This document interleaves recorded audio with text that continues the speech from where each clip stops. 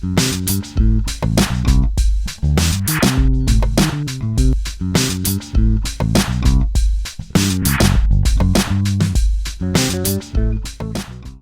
everybody and welcome to Tri-State 2012. My name is Travis Allison. I'm here today with Michael Brandwein. Michael, welcome. Thank you very much. We're so glad that you're at the conference, and I heard from a number of people that your sessions were great today. Well, thank you. Yeah. One was probably my mother. She wanders the halls and repeats that to people, Yes. even if... That Michael fellow, he's so great. Yes, right. She wears different wigs and costumes, so no one actually can identify her as Mom. Yes. Well, I'm certain. Thanks, Mom.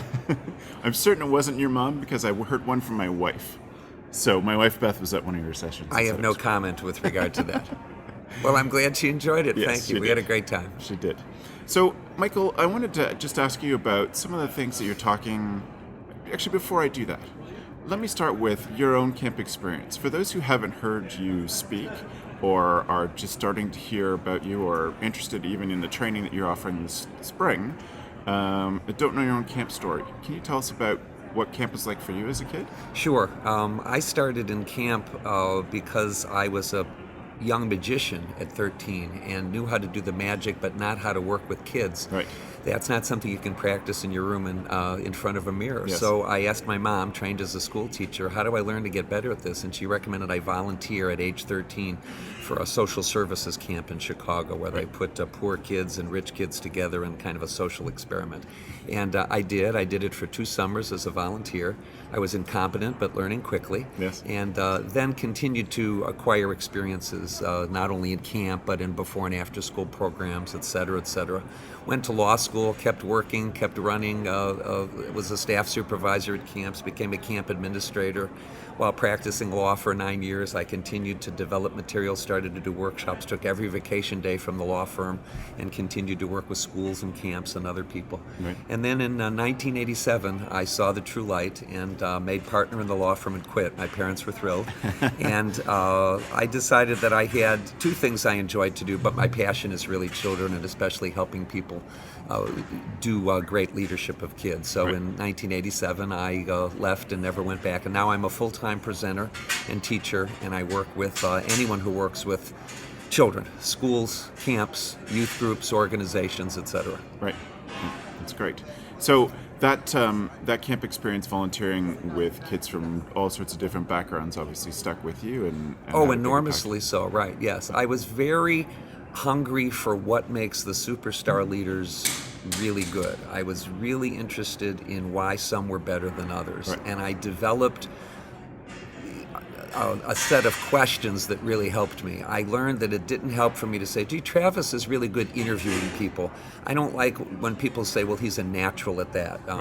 If people who've been in my workshops know that I don't like the word he's a born something or other, or he's a natural, or it's effortless, because that's literally not true. It's not effortless. You learn how to do these things, and you can learn how to be extraordinarily skilled with kids. You just need someone to coach you as to what the really great ones do and what the average ones sort of do, and appreciate what the difference is. And so I spend my life trying to identify from observing people who are really good at this. Why are they credible with kids? Why are they motivating with kids? Why are they clear teachers of children? And when we know what the answers to those questions are, then we have something to train and to learn. All right. Well, and I think one of your great gifts, Michael, is your ability to take a situation that any of us are used to seeing at summer camp and identify those little things that push it to the next level to make the people look like a natural that obviously they've developed over time. That's very kind. That is something that is the source for all of my material. Yeah. When I see someone who welcomes someone at a table where an activity is occurring and she looks at them and says, hi, it's really nice to see you all and I'm glad you all came. And then I see somebody who looks each one in the eye for just a second and goes like this. And when I'm looking in the eye, I can tell whether you wear contacts and whether both of your eyes are the same color. Yeah. That little tiny detail is what makes that person more effective. And observing those details is really what helps us be better. That's great. That's great. So you have lots of books for people who are interested in the business. Yes. And I'll ask you just at the end where people can find your books, but I wanted to take a moment and talk about the training that you're offering in April. On April, 13th, 14th, and 15th, that weekend, in Augusta, Michigan. The YMCA Sherman Lake Camp is serving as a host of a seminar I'm putting on. It's 22 hours of practice, hands-on learning for people on the leadership team of camp. Directors are certainly welcome, new directors also, but it's especially focused on the people who are the assistant directors, program heads, counseling heads, people who work with staff, that middle management.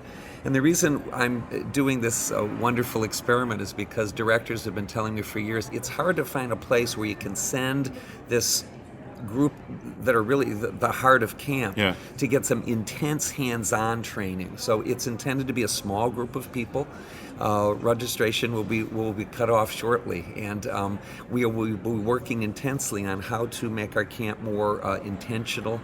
Years ago, I coined the term intentional camp, a camp that's driven by mission. Yes. And this is going to be a workshop and a laboratory on how to actually take your camp activities and make it where every single thing we do at camp supports the mission of youth development and make sure that it really happens, instead of just claiming that, we raise self-esteem, or we teach sportsmanship. Those are things that have to be intentionally planned. And we'll talk about staff training and staff management. We're going to cram a whole lot into it.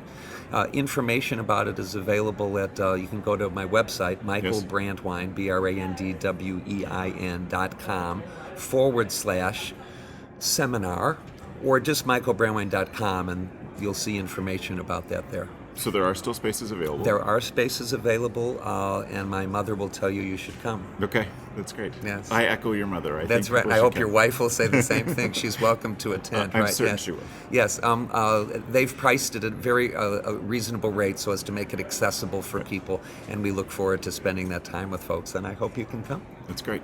Well, thank you, Michael. I appreciate your time. It's my pleasure. It's been great. Thank you very and much. I appreciate all that you've given to the conference, too. Thank you. I am look forward to see you again. Thank Thanks. you. Thanks. All